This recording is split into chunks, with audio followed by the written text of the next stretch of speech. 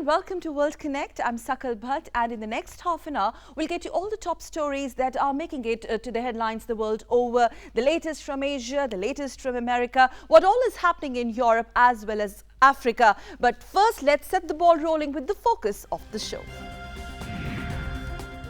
On the Earth Day on 22nd of April, Paris deal becomes reality. 175 nations move a step closer to combat climate change and sign the Paris deal in New York. After Volkswagen, trouble is brewing up for Mitsubishi. In startling revelation, the Japanese motor giant admits a tampering of fuel economy testing methods to project a better consumption. Legendary musician Prince is no more. Prince sold almost 100 million records, had 7 Grammy Awards in his kitty, including an Oscar for the music score of Purple Rain. And the world remembers Shakespeare on his 400th death anniversary. The undisputable king of English language inspires even today, 400 years after his death. Well, first 3 months of the 2016 have broken temperature records. Several countries are grappling with heat wave and extreme drought situations. A combined global effort towards combating climate change came together in Paris last December. And on the Earth Day, 22nd of April, 175 nations took the first step of signing the Paris deal in New York.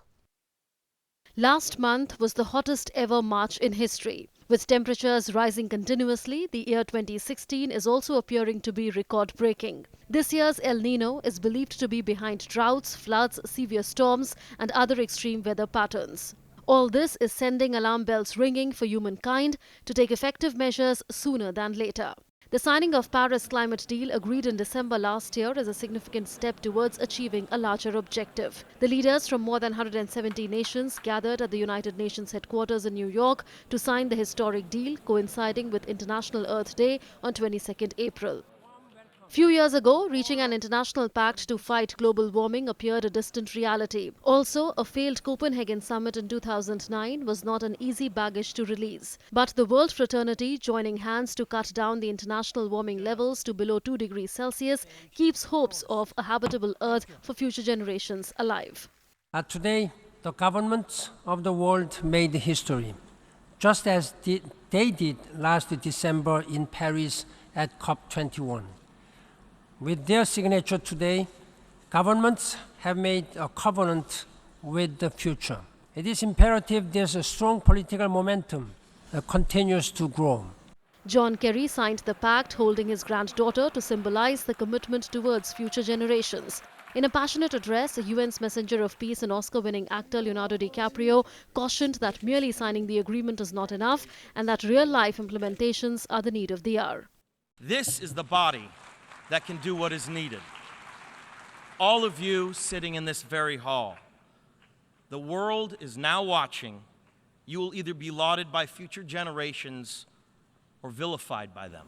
Many countries still need a parliamentary vote to formally approve the agreement. The deal will then enter into force only when ratified by at least 55 nations, representing 55% of man-made greenhouse gas emissions. The target date for the agreement to come into effect is 2020.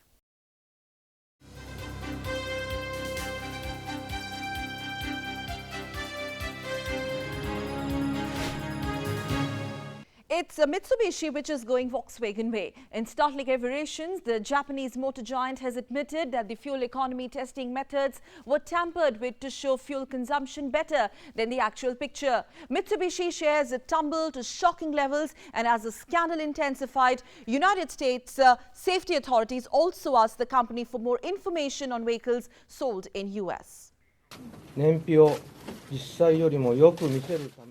We've discovered that improper tests that were meant to show fuel consumption better than they actually were being used. It was also found that the fuel economy testing methods used were not in line with Japan regulations.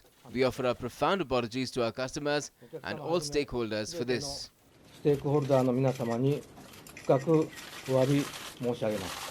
But the apology came too little too late. Much of the damage had already been done by the time Japanese motor giant admitted the blunder. The country's sixth largest automaker by market value, Mitsubishi, revealed that tests were falsified to show better fuel consumption than it actually was. 4 of Mitsubishi cars were affected by the tests, 2 of which it manufactured for Nissan. The number of Nissan cars affected was 468,000, while 157,000 were sold under the Mitsubishi brand. As the scandal intensified, a rush triggered among traders to dump the stock, leading to sharp plunge in the company's shares, the biggest in over a decade. Mitsubishi had struggled for years to regain consumer trust after a defect scandal in the early 2000s that covered up problems such as failing brakes, faulty clutches, and fuel tanks that fell off vehicles. Taking the matter seriously, Japanese officials raided the premises of Mitsubishi, housing a manufacturing plant and a research facility. Authorities have set 27 April as the deadline for the company to hand over the report on the inaccurate testing. Based on the raid and a report from the company, we would like to reveal the extent of the inaccuracies as soon as possible. We will deal with the situation in a strict manner and would like to make sure of the safety of cars. This is the first time a Japanese automaker has reported misconduct involving fuel economy tests. However, similar incidents had taken place in the past as well.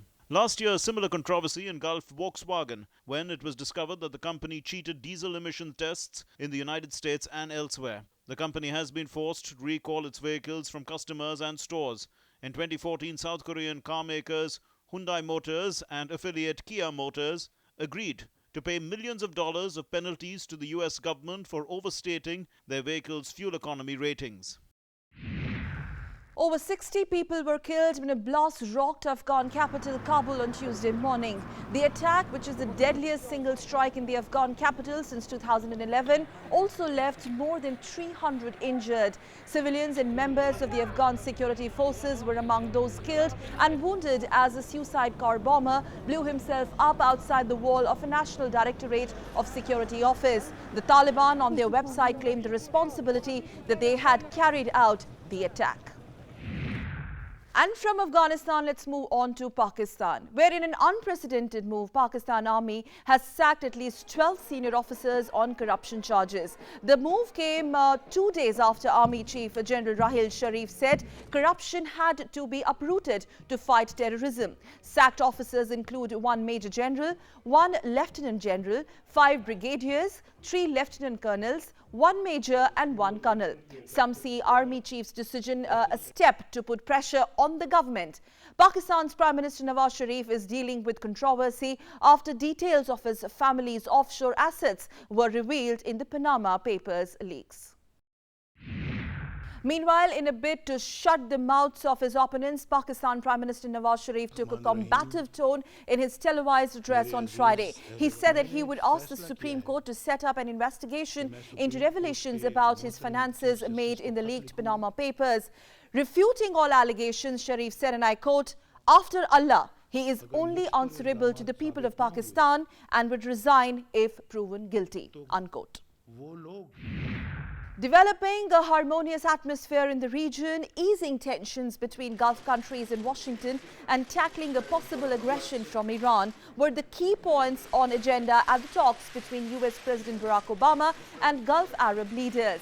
At a summit in Riyadh on Thursday, the leaders also discussed forging joint action on security threats from Islamic State. Most of the GCC states have been bitterly disappointed in Obama's presidency, during which they believe the US has pulled back from the region, giving more space to Iran. The US president said Gulf countries in the Middle East must be able to work together despite their differences.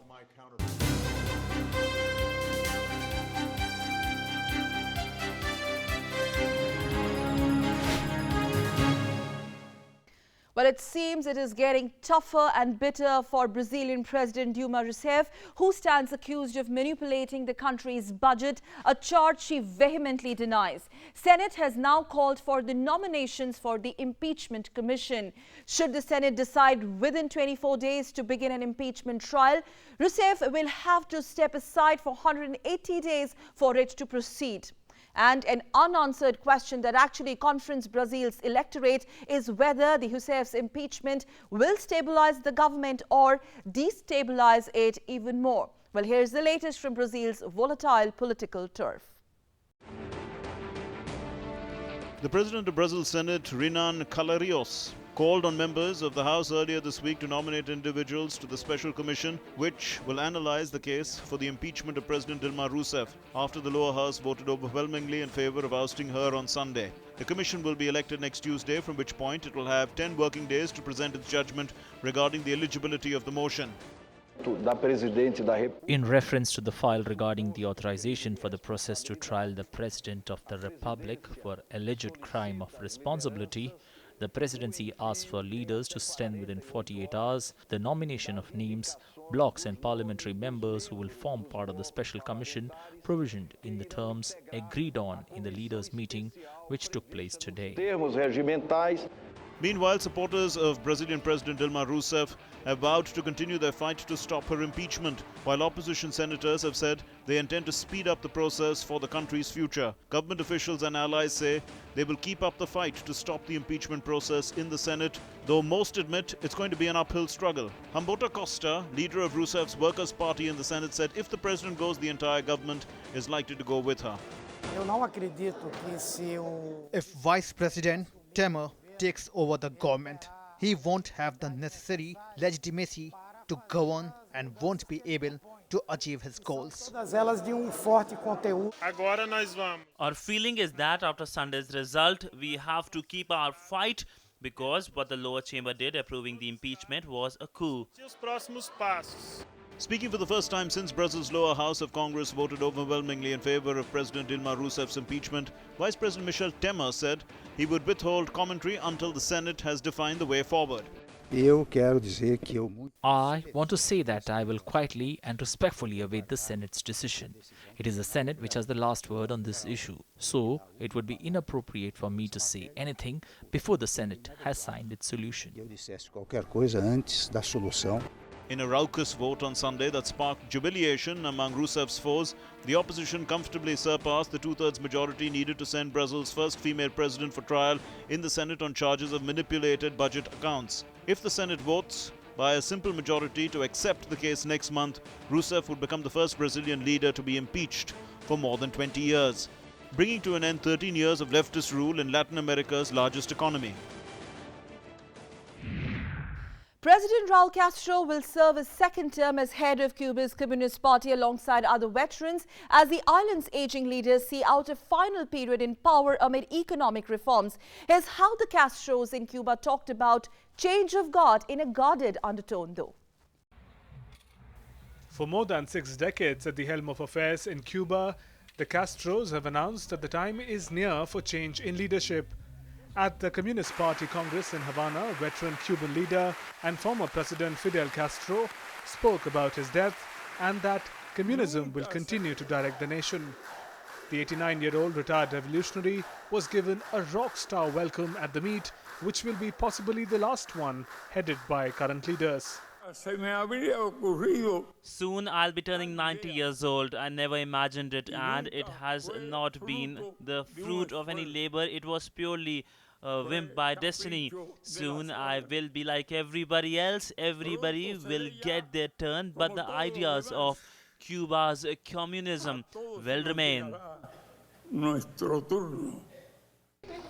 President Raul Castro was re-elected the first Secretary Communist Party at its 7th Congress. He has served as first Secretary of the ruling party since he replaced his elder brother Fidel at last Congress in 2011. Este séptimo Congreso será el último. The historic generation will represent the flags of the revolution and of socialism without a single trace of sadness or pessimism, and with the pride of having fulfilled the task that you all will know how to continue the revolutionary work for which you all have given your best energy and the lives of comrades. De tristeza o pesimismo, con el orgullo del deber cumplido. Though no sweeping changes were announced in the Congress, but it set the stage for next reshuffle at the top political level. Raul Castro, who pledged to stand down in 2018, had proposed age limits and term limits for top leaders. The government doesn't want to get trapped in a hassle change of guard given the challenges faced by Cuban economy. The Latin American nation is witnessing a recent détente in ties with United States. Many Cubans see it as an opportunity to taste the fruits of high-paced growth. But as the communist nation carefully prepares to open up, the anti-US rhetoric doesn't seem to tone down, underlining the fact that the old guard will remain significant come what may. And here's the latest from the race to White House. Hillary Clinton and Donald Trump have registered big wins in New York. Clinton is marching ahead in Democrats' camp, while Donald Trump continued his campaigning spree with controversial statements as usual. Here's more, all that you need to know about the primaries. The next date for which is set 26th of this month, the next big Super Tuesday. The New York primary this week was a mixture of hope and disappointment to the candidates and to the public. Frontrunners Donald Trump and Hillary Clinton clinched the much-needed victories in their home turf, as predicted by the opinion polls, and boosted their delegate count. Republican Donald Trump added 89 delegates, taking his count to 845, while Ted Cruz, with no significant improvement in New York, has 559 delegates. After the results, Cruz said the presidential race in the Republican camp is headed to Cleveland Convention Showdown this July. What is clear today is that we are headed to a contested convention. Nobody is able to reach 1237. I'm not going to reach 1237, and Donald Trump is not going to reach 1237. We're going to arrive in Cleveland with me having a ton of delegates and with Donald having a ton of delegates. And at that point, it is going to be a battle to see who can earn the support of a majority of the delegates elected by the people. Fresh off the New York win, Donald Trump went forward with his campaigning for the upcoming primaries. His speech characterized with controversial statements. You know, Bernie's gone. You know that, don't you? Bernie's gone. I love running against crooked Hillary. I love that. I mean, it's so much better. Bernie wouldn't be as much fun. Hillary Clinton is a step closer to becoming the presidential candidate for the Democrats. Along with 502 superdelegates, Clinton has 1,948 delegates. Almost sure of victory in the party camp, Clinton targeted the foreign policy talks of Republican hopefuls Cruz and Trump.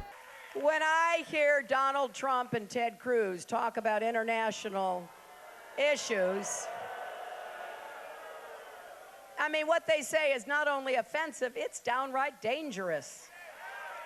Democrat Bernie Sanders has 1,238 delegates, of whom 38 are superdelegates. In spite of the bleak scenario that greets him, Sanders is optimistic about the upcoming Tuesday primaries. Sanders was also the one to raise the issue of problems and irregularities faced by New York voters, which has now become a subject of official investigation. I congratulate Secretary Clinton. I must say that I am really concerned about the conduct of the voting process in New York State. And I hope that that process will change in the future. And I'm not alone about my concerns. The comptroller of the city of New York talked today about voter irregularities and about chaos at the polling places. The battle for the presidential candidature continues this week. Primaries will be held in Connecticut, Delaware, Maryland, Pennsylvania, and Rhode Island on the 26th of April.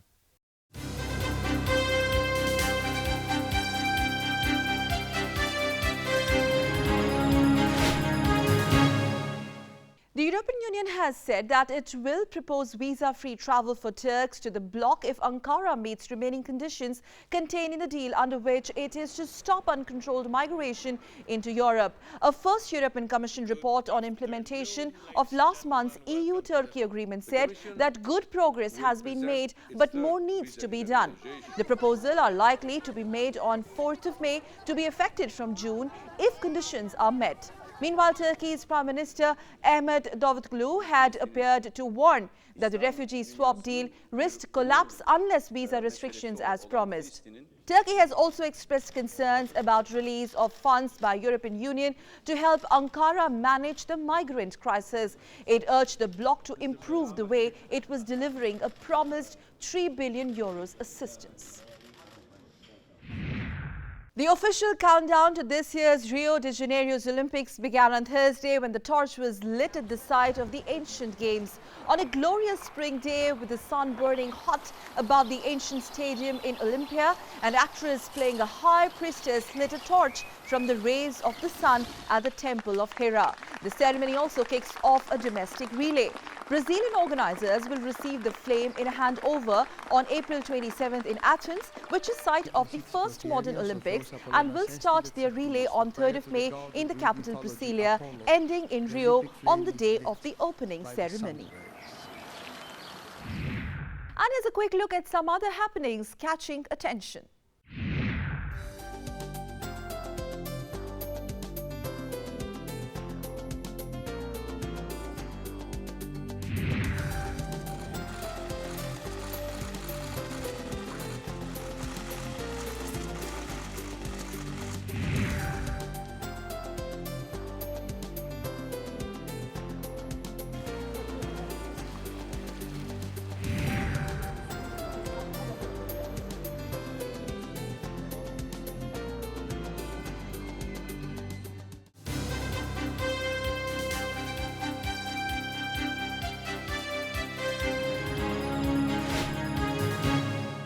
In the words of William Shakespeare, and I quote, "Some are born great, some achieve greatness," unquote. William Shakespeare has always remained the undisputable king of the English language. His creativity and imagination has captured the world for centuries, making mark in the culture and language of the English-speaking world.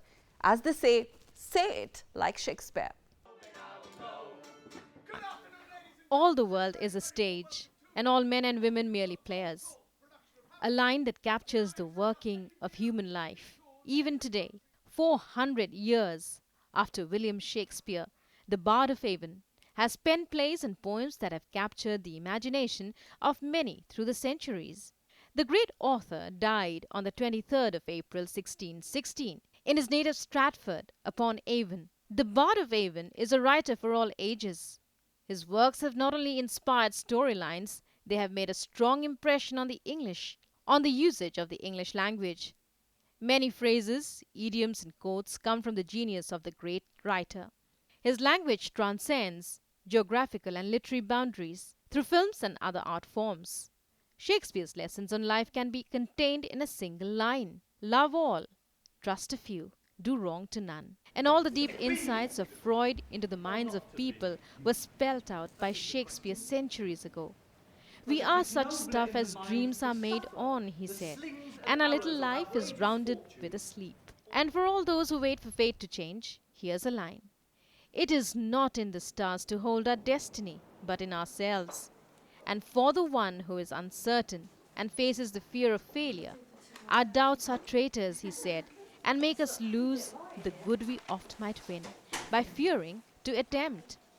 None can encompass the surge of emotions and feelings better than the bard himself. "Love looks not with the eyes," he said, "but with the mind, and therefore is winged Cupid painted blind." As Shakespeare says, no legacy is so rich as honesty, and his has been immortalized.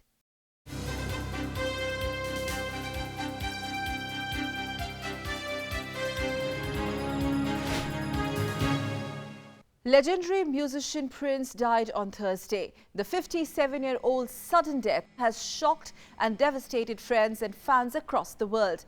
Prince Rogers Nelson, popularly called Prince, took to songwriting at the tender age of 7. His debut album, For You, came in 1978. His best songs came with his band The Revolution, during when he wrote the famous Purple Rain, When Doves Cry and Raspberry Beret. Prince donned many roles, including that of an actor, songwriter, music producer and multi-instrumentalist. His music style, which was a combination of funk, rock, R&B, soul, psychedelia and pop, resonates his creative genius.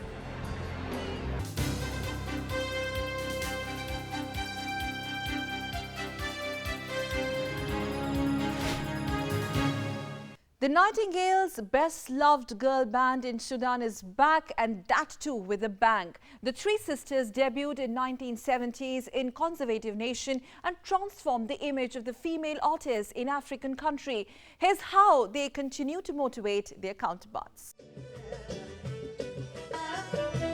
The Nightingales, Sudan's best-loved girl band, has a huge fan following. The three sisters from Omdurman, 45 years after their debut, still raise a lot of whoops and cheers from their performances.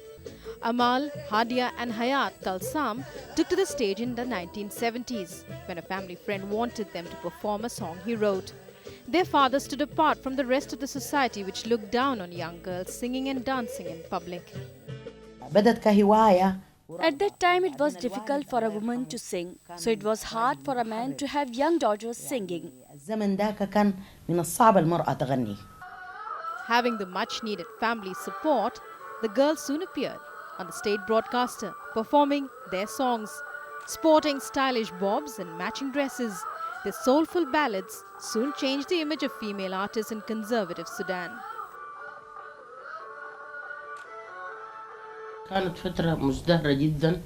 Once upon a time, Sudan in the 1970s was very vibrant.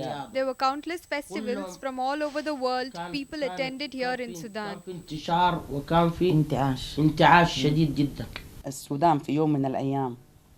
It was a very vibrant time for culture and arts and sport, all of them. They spread and revived a lot.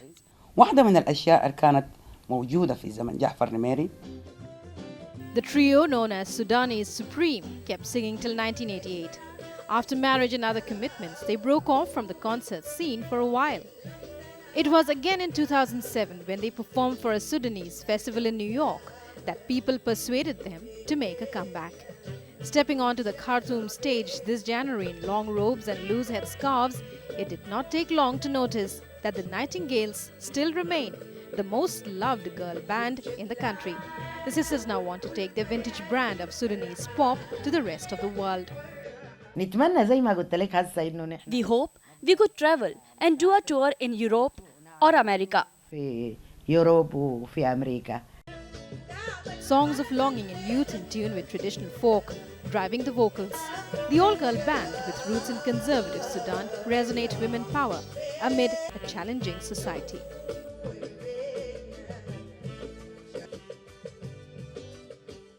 And this brings us to the end of this edition of World Konnect, the show that connects you to the latest from the world. But do send us your feedbacks. You can write to us on our email ID, that is worldkonnect.ddnews@gmail.com. You can also follow us on the Facebook as well as YouTube. But before we leave, here's a glimpse of Taiwanese children showing off their stacking skills. Thank you so much for watching. Namaskar.